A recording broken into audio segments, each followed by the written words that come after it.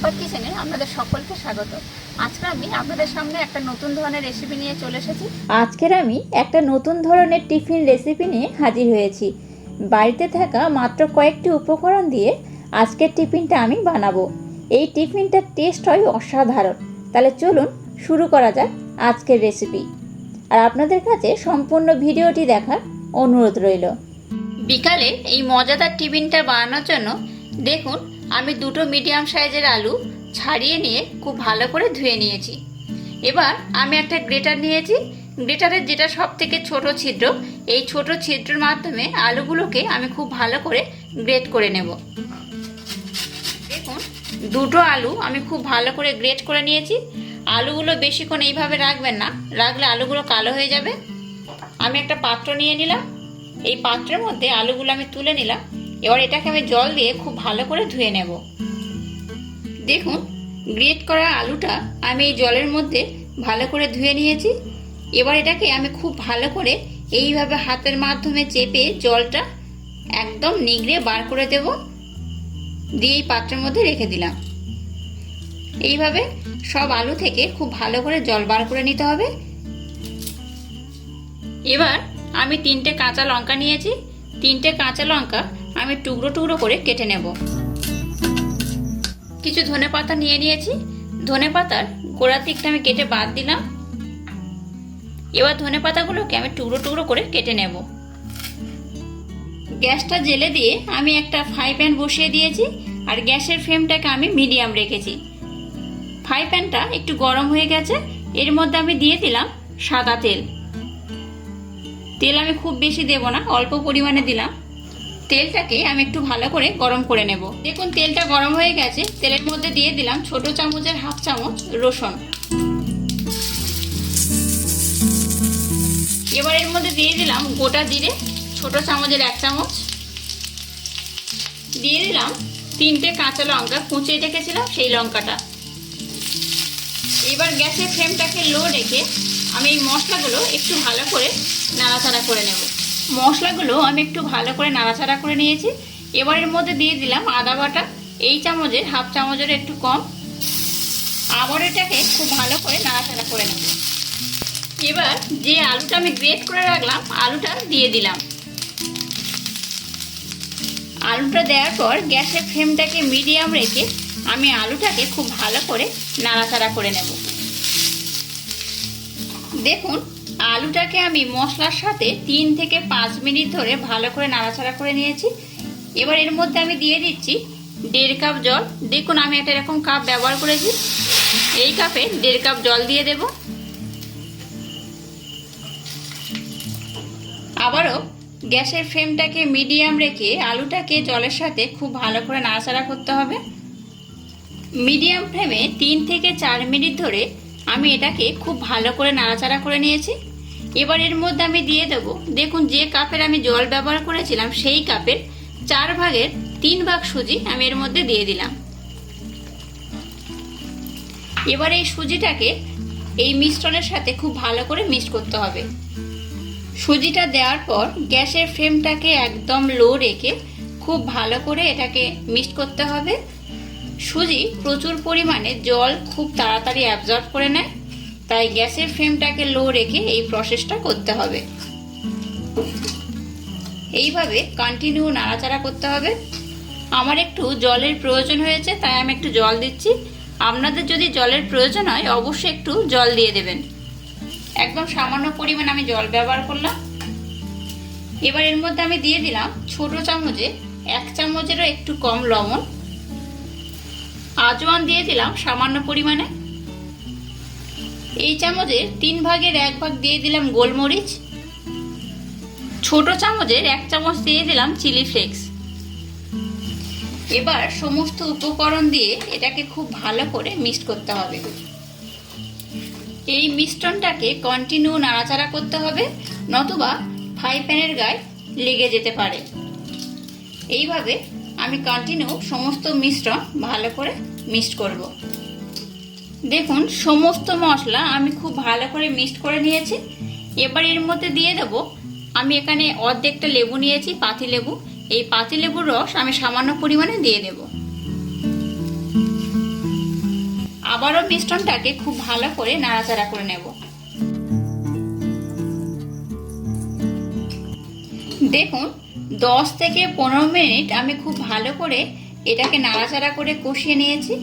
আর মিশ্রণটা দেখুন অনেকটা আগের থেকে টাইট হয়ে গেছে। এবার এর মধ্যে আমি দিয়ে দেবো ধনেপাতা কুচনো, যেটা আমি কেটে রাখলাম।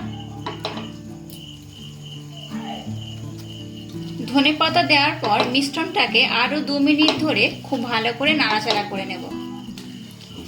ধনেপাতা দেওয়ার পর আমি এই মিশ্রণটা আরো 2 মিনিট খুব ভালো করে নাড়াচাড়া করে নিয়েছি।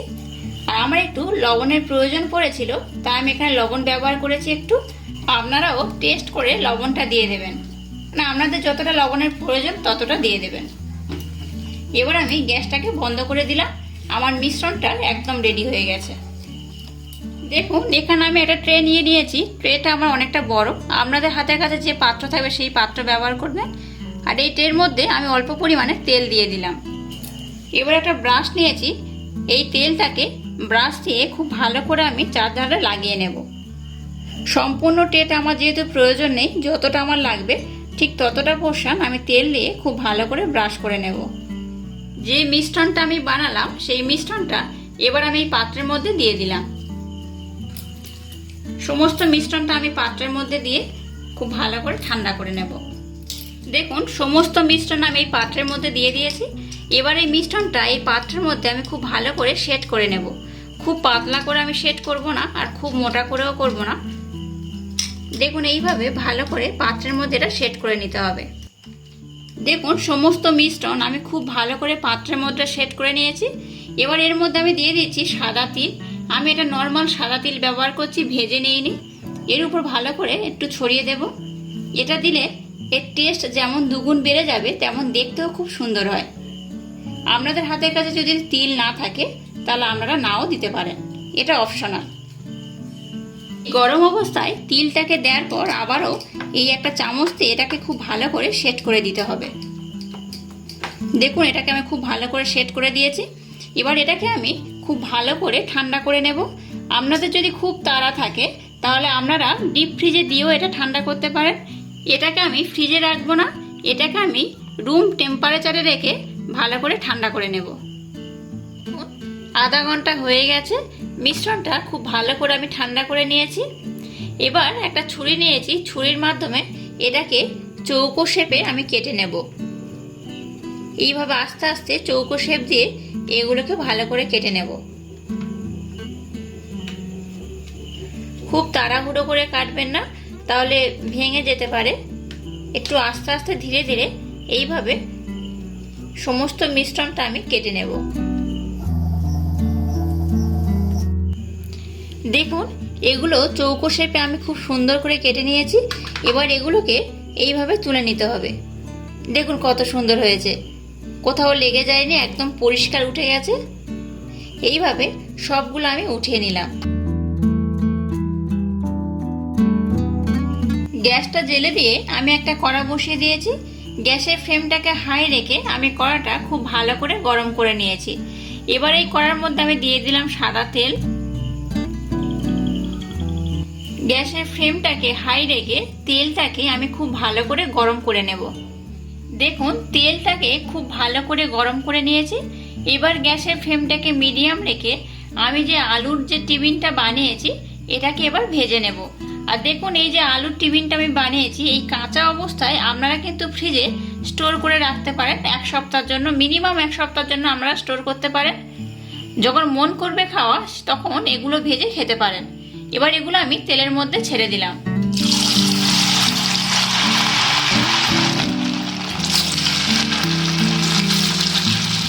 দেখুন এগুলো কত সুন্দর দেখতে হয়েছে। এগুলোকে আমি আরেকটু লাল লাল করে ভেজে নেব। আর এগুলোকে একটু উল্টে পাল্টে এইভাবে ভালো করে ভেজে নিতে হবে। এগুলো ভাজা হয়ে গেছে, এগুলোকে আমি একটু লাল লাল করে ভেজে নিয়েছি। এবার এগুলোকে আমি উঠিয়ে নেব। একটা পাত্র নিয়ে নিয়েছি, আর পাত্রের মধ্যে এগুলো উঠিয়ে রাখলাম।